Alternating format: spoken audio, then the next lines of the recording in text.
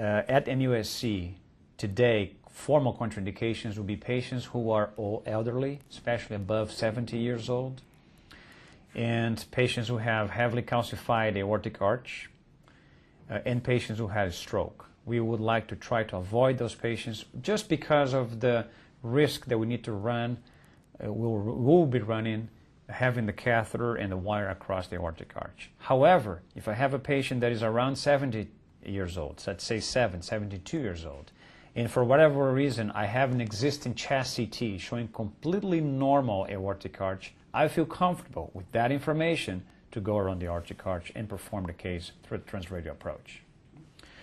There are another group of patients that benefit a lot from radial approach though. And the group that I think anybody who wants to start performing radial approach should focus in a subgroup of patients, and then from there expand and maybe make transradial approach as the default approach as it is in my practice nowadays. I think patients who can benefit tremendously from this are obese patients, especially the ones that have a peniss on the patient's groin, and you need to lift it up in order to get access to the groin. Remember that we perform most of the cases under conscious sedation. So if the peniss laying over the patient's chest, that can decrease their ventilatory drive. The patient won't be potentially doing well under conscious sedation. So that's a bad population that can benefit. Second, patients with low platelets or high INR.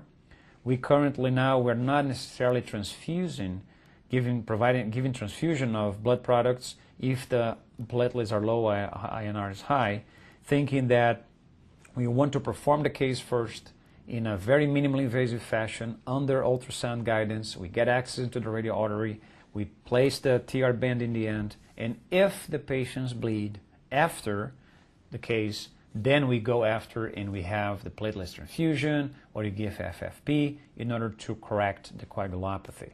But doing that, we're definitely decreasing the chance of the patients to receive blood products with all the consequences of that, and also we decrease the cost to the hospital.